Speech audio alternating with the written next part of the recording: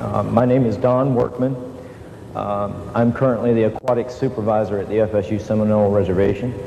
I'm a graduate student here at FSU. Professionally, I'm a lifeguard, 26 years in the chair. I'm a trainer of lifeguards. I'm an aquatic supervisor, have been all my life, and I'm a safety professional.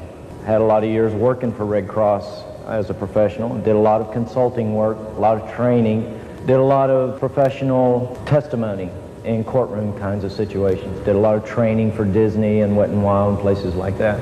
In most instances, when you get to the scene, your victim is going to be conscious. They're going to be face up, and you're going to be doing what is called a secondary survey, not a primary survey. What we did in the classroom, primary survey. Why? Because breathing and circulation are primary to the life of this patient. Secondary survey means you get there, the guy's conscious, he's breathing, he's got a heartbeat, and your secondary survey is simply to determine what, if anything, might be wrong with the guy. So in terms of verbalizing, you want to talk to him. Frank, are you all right? Are you hurting anywhere? Do you know where you are? How oriented is this guy? Okay? Can you move your fingers and toes? All those kinds of things. We're going to do the same thing to the patient that gets on the backboard. Secondary survey. By no means will you ever move a body or a body part unless it is absolutely necessary for you to do so. And then, only if it does not cause pain to do so. If this guy is complaining of his arm is hurting, or he's got a broken leg, and you want to put that leg closer to the other one, and it hurts him to do that, guess what? You don't do it. So that's the ideal situation. The guy's conscious, he's breathing, he's got a pulse. These two situations that I'm going into now are not as common, but they are likely to happen. Okay? Victim is going to be face down. I need to first immobilize, second, turn him face up. Okay? Head splint, face down. Approach the victim from the side. Go midway on both arms between elbows and shoulders. Pinch his head between those two arms. Rotate with his head pinched. Lock him in to your shoulder. Use the free hand to support. If you ask this guy now how he feels, if he hears you, he will say, my head is being squeezed rather tightly. That's what the victim should feel. An obvious advantage to this method of turning over a patient is that if I am by myself and I need to open an airway, this one affords me the luxury of doing that. With a free hand, I could, if I had to, go in the sucker's mouth, pull his jaw up, make the contact with my thumb in the corner, leaning my cheek against his nose, and ventilate this patient, never sacrificing the immobilization. The head and chin support does not afford you that luxury. The next turn is called head and chin support. I'm going to show it to you in the vertical first, and then I'll put this guy down and show it to you in the horizontal. When you find victims unconscious floating in the water, most of the time you're going to find them with arms out to the sides, floating slightly in front of them. When you approach, the method of choice is that you very carefully take the arm nearest you and move it down to the side. If you are a rescuer of small build and you are rescuing a victim who is Arnold Schwarzenegger, then going underneath this arm might be preferable to get you in closer to the guy. So, conditions of the victim, conditions of the rescuer figure into this rescue in his body build and mind. The ideal is that the near arm gets moved down, not thrusted down, moved down slowly, deliberately. The next move, what you're going to do is create a bridge from the chin to the sternum and from the occipital region of the skull to the spine. You'll move in and you'll eyeball where hand placement is going to be. Obviously, my hand placement back here is going to be slightly elevated, slightly higher than my hand in front. So it's going to look something like that. You eyeball it. This is a two-phase clamp. The first phase, after you've identified where your hands are going to be, you clamp forearm. This is from whence you will transport this patient. Any movement of the patient takes place right here, not here. This is support. This is a firm hold that you have on this guy. So, again, you move in, you get this arm down. You size him up. First clamp. Notice, my hands have not touched him yet. Get this first. Notice, I am in straight line with the sternum and a straight line with the backbone. You do not want to be off on an angle. Get your elbows forward so you're in straight line. The next part of the clamp comes by simultaneously cupping the tip of the chin, staying off of the throat, and the occipital region of the skull, staying off of the back of the neck. Put your fingers together, don't cup. Reason, our anatomy is such that we have a tendency to want to use pressure. This looks like it would make sense, but don't do it. Put your fingers together and clamp. Okay? Now, the pressure on this man's head is not in that direction. You do not want traction on the neck. You want support. Most of the pressure is going in this way, not that way.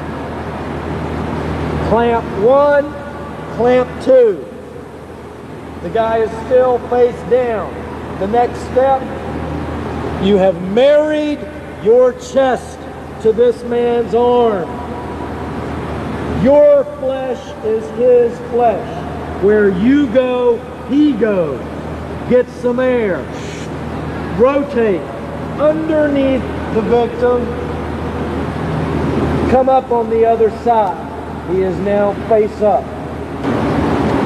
Move the arm down slowly. Move in, size him up. Clamp one, clamp two.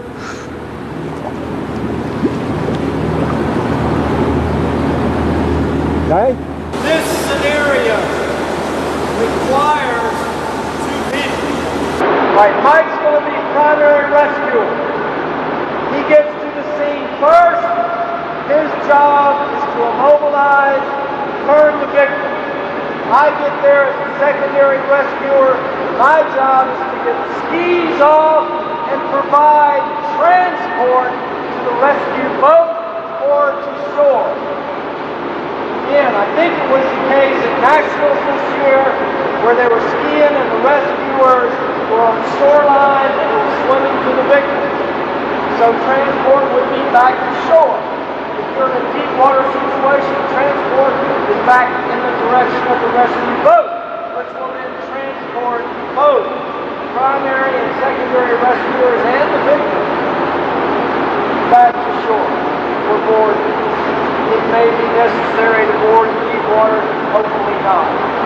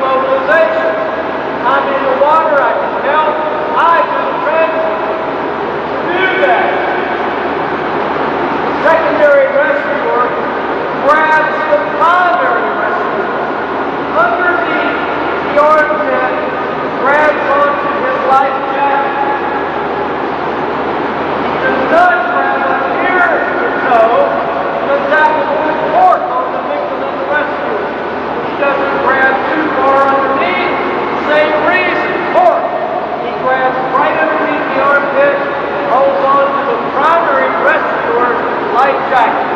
There he swims.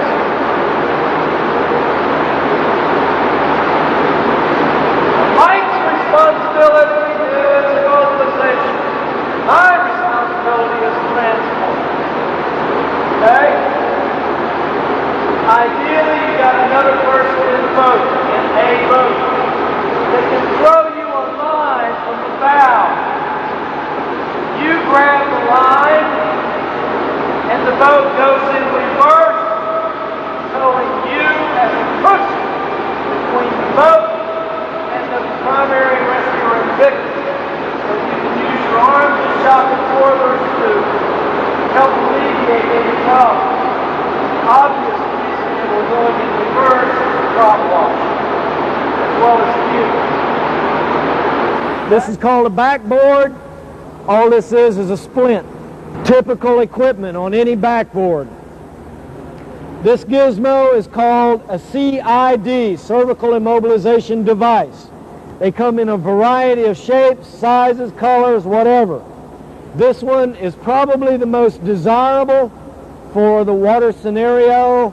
It's a Furno, but the thing that's nice about it is that these side panels are foam and velcroed to the flat piece of the CID.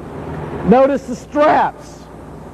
The straps on your board, you should have two for the chest that crisscross. One for the thighs or hips, another for the thighs, and one for the feet. You should have at least one, and preferably two, additional lines or some kind of, even if you tear a sheet, something for additional ties. One for the hands, and I'll show you another use for one around the feet, so that if you bring the guy out on an angle, you can keep him from sliding down the board. Despite the fact you've got him strapped in, they'll have a tendency to slide. We'll start out with the victim in full gear, full jump gear. I'll have a primary rescuer, secondary rescuer, and then we'll have additional people coming in to help out with the backboard, supporting the victim, doing that kind of stuff. For the most part, the voice that you're going to be hearing will be my voice. The words that you hear will be the words of any primary rescuer. The number one mistake that is made in all spinal emergencies is too many people are trying to take charge of the scene. Too many people are talking. At most, there should be two voices. One of the primary rescuer giving commands. The other voice should be the secondary rescuer doing a secondary survey of the victim, asking them questions, talking to them, psychological first aid, talking to them, calming them down, making them feel better.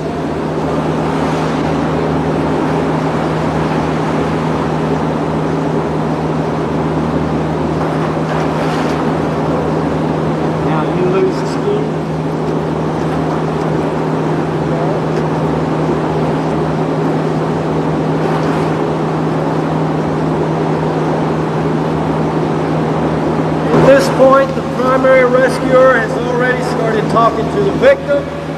He has determined that the victim is conscious, breathing, is injured. Now, the secondary rescuer moves around to the victim's head. Two more volunteers come in with the backboard.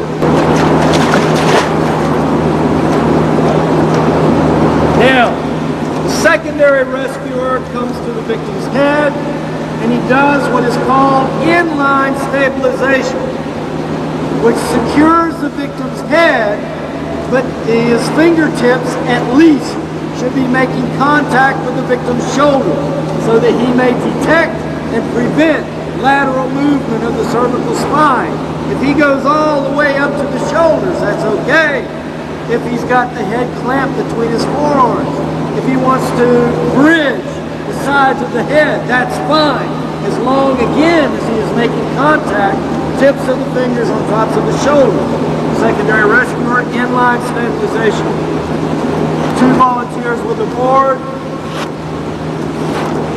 Pull these guys off, and they need to be kept track of. The board is submerged to the identical angle of the victim. The board is always taken to the victim. The victim is never taken to the board. They submerge it and move the board in.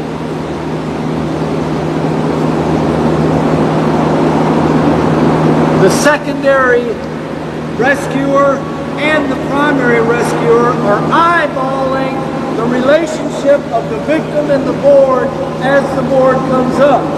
If the board needs to be repositioned, the primary or secondary guard tells these 2 guys to submerge the board and move it in whichever direction it needs to be moved, and then it's allowed to move back up. As the board comes up, your bottom arm slides right out from underneath. As soon as the board's in position, you slide that arm your way. Now your top arm should still be on top. Now that we have enough people to adequately support the board, the primary rescuer can take his top hand off. We have an inline stabilization. The head is immobilized. If I have breakers coming in, if I have waves coming in, make sure that the board is turned in such a way that this guy is breaking those waves for this victim. You don't want the victim parallel to the waves, to the breakers. Okay? Now, the first straps that go on are the shoulder straps. They should cross the chest, not including the arms, if the victim is conscious. The victim is conscious, having their arms encased in these straps will make them very nervous. The straps should be secure, but not so tight that they cut off circulation. You should be able to get a couple of fingers up underneath the strap. The waist strap can go on, and the thigh strap.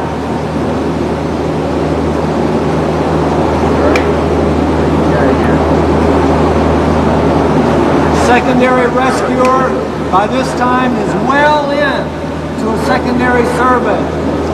He should have been talking to this victim. Do you know who you are? Do you know where you are? Do you know what day it is? Can you move your fingers? Can you move your toes? How do you feel? Do you feel any pain? Now, if you're going to be extricating this patient, meaning removing them from the water, and you're going to be doing that on an angle, despite the fact that we may have very good straps here, nice and snug, there's going to be a tendency for the victim to shift. So one of the things you can do with your cravat is a figure 8 on the feet to help keep him from sliding. All you do is tie the cravat on to one of the handholds at the bottom of the board. Lay it across the top of the feet. Pull it snug, bring it around the bottom of the feet, keeping it snug, tie it off on the handhold on the opposite side.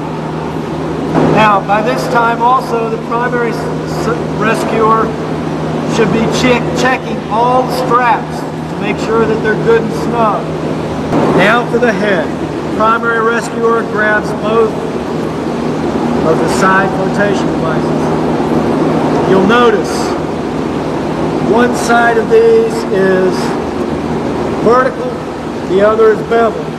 It is the vertical side that goes to the victim's head. And the way these come in, the primary rescuer comes around behind the secondary. He plants a corner of this thing on the Velcro, and as he rolls it in to the victim's head, the secondary rescuer's hand slides out and to the outside of the pad.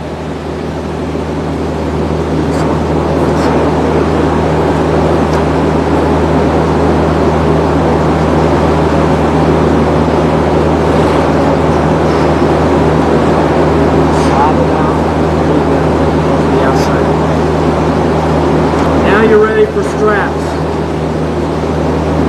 Most CIDs will come equipped with 2 straps, one for the forehead, one for the chin. Use the forehead strap, don't use the chin strap unless it is absolutely necessary. The victim is always transported in the direction of the head, okay? And if you're extricating to land, as you walk, it is preferable that you walk out of step with each other. Okay? If you're walking in step with each other, then you've got this jarring motion as you walk. Okay? If you're going out, if you're extricating into a boat, then you extricate again in the direction of the head, where the edge, you would probably come up over the platform of the boat, and the head part would get up on the platform.